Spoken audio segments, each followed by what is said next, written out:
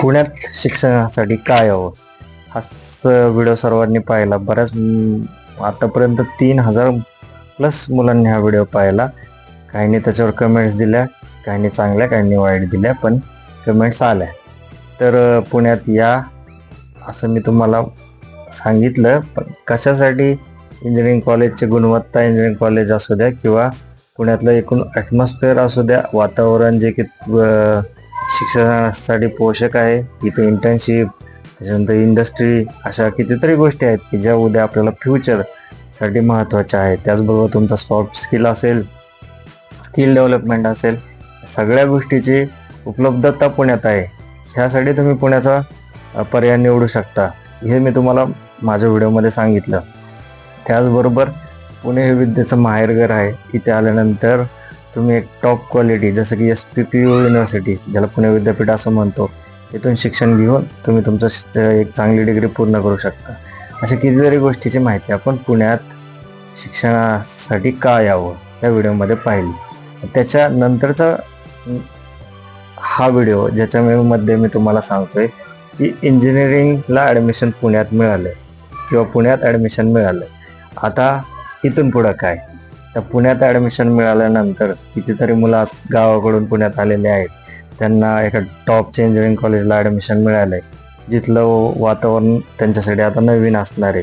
तर त्यांना पुढे जाऊन कोणते प्रॉब्लेम येणार आहेत, कोणत्या समस्या येणार आहेत, त्यांनी त्याच्यासाठी कशी तयारी करावी, त्यांनी इथून पुढे शिक्षणासाठी कशी तयारी करावी.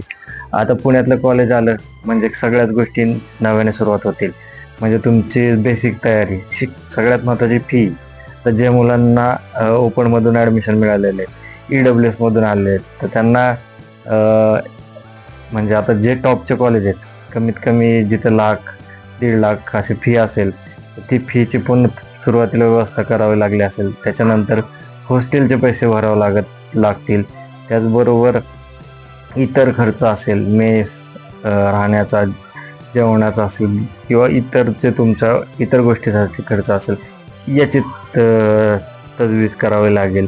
या सगळ्या गोष्टी त्यांच्यासाठी आता आव्हान असेल. त्याचबरोबर नवीन लोक, नवीन जागा, नवीन मित्र कशी बनवायची, कसं तिथं मिसळून घ्यायचं. त्याच्यानंतर आपला पुढचा लगेचच कॉलेज जेवढं स्टार्ट होईल तेवढं सिलेबस स्टार्ट होईल, परीक्षा येतील, अभ्यासक्रम अवघड असेल, आपण घेतलेल्या ब्रांचबद्दल आपण ह्याच्या आधी माहिती घेतलेली नसेल, तर त्याच्यानंतर आपण ह्याला कसं सामोरे जाणार आहेत. या कितीतरी गोष्टी आता तुम्हाला पुण्यात आल्यानंतर फेस कराव्या लागणार आहेत. पुण्यातल्या तुम्ही कोणत्याही भागात जरी गेले तरी गावातून आल्यामुळे शहर आपल्यासाठी नवीन आहेत. सगळ्यात काही गोष्टीचा तुम्ही नक्की ध्यानात असू द्या. तर पहिली गोष्ट तुम्ही काय करा, जे हॉस्टेल आहे ते हॉस्टेलची तयारी अशी करा की जिथे सेफ्टी असेल. तुमचं कॉलेज जिथं मुलगा असू द्या, मुलगी असू द्या, जिथं सेफ वातावरण असेल अशा कॉलेजला ॲडमिशन तुम्ही घेतलंय का ते नीट तपासून पहा. त्याचबरोबर कॉलेजच्या आजूबाजूचं जे एन्व्हायरमेंट आहे किंवा परिसर आहे तो तुमच्यासाठी योग्य आहे का, ह्या सगळ्या गोष्टीची खात्री तुम्ही आधीही केली असेल आणि आत्ताही करून घ्या.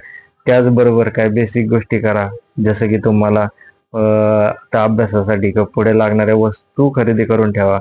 त्याचबरोबर आपले तिथे गेल्यानंतर जे सॉफ्ट स्किल असेल, कम्युनिकेशन स्किल असतील, लोकांशी बोलताना कसं बोलायचं, कसं वागायचं, ह्या गोष्टी थोड्याशा समजून घ्या. त्यानंतर नवीन वातावरणात गेल्यानंतर हॉस्टेलवर आपले काही मित्र होतील, त्यांच्याशी कसं जुळवून घ्यायचं, ह्याचाही थोडासा विचार करून जा. काय होतं, बरेच मुलं शहरात येतात आणि गडबडून जातात. त्याच्यानंतर काय होतं, हळूहळू महिने, 2 महिने, 3 महिने जातात. तसं तसं मुलांना मग ते वातावरण नकोसं वाटतं. त्याचा परिणाम अभ्यासावर होतो आणि हा झालेला अभ्यासावरचा परिणाम नंतर मग पूर्णपणे तो त्यांच्या रिझल्टमध्ये दिसून येतो. परिणामी रिझल्ट जर बिघडला तर पुढे जाऊन वर्ष जाणे किंवा अभ्यासात पण रुची कमी होणे, घेतलेला सिलेबस, सब्जेक्ट या सगळ्यामधून इंटरेस्ट जाऊन त्यांना परत फेल्युअरचा सामना करावा लागतो. म्हणजे जेवढी तुम्ही मेहनत ॲडमिशन घेताना करताय तेवढी मेहनत तुम्हाला ह्याच्यानंतरही करायची. तुम्हाला तुमचं पूर्णपणे ध्येय, तुमचं जे उद्दिष्ट आहे ॲडमिशन घेण्यामागचं, ते लक्षात ठेवायचं आहे आणि त्यानुसार आपल्याला मार्गक्रमण करायचं आहे. त्यामुळे कुठेही व्हायबल न होता आपण कशासाठी आलेलो आहे पुण्यात, आपण शिक्षण कशासाठी का घेणार आहे आणि त्याला आपलं काय ध्येय होतं, ह्या गोष्टी जर लक्षात ठेवून मुलांनी आपला पुढचा प्रवास चालू केला तर त्यांना कोणतीच अडचण येणार नाही. पण जर मुलांना माहीतच नसेल की आपण शिक्षण घेण्यासाठी पुण्यात आल्यानंतर आपल्याला काय करायचंय, तर खूप मोठे समस्या निर्माण होतात. त्यामुळे मुलांना एवढीच विनंती आहे की त्यांनी सर्व गोष्टी आपल्या पुढच्या लागणाऱ्या गोष्टीची तयारी करून मग ऍडमिशन घेऊन एकदा पुण्यात यावे. पुण्यातील कॉलेजेस तुम्हाला बेनिफिशियल नक्कीच ठरणार आहेत. ते तुम्हाला उद्याच्या फ्युचरसाठी मदतच करतील. त्यामुळे जर तुम्हाला याच्या रिलेटेड अजून काही माहिती लागत असेल तर असे व्हिडिओ आपण आता वेळोवेळी बनवतच जाणार आहेत.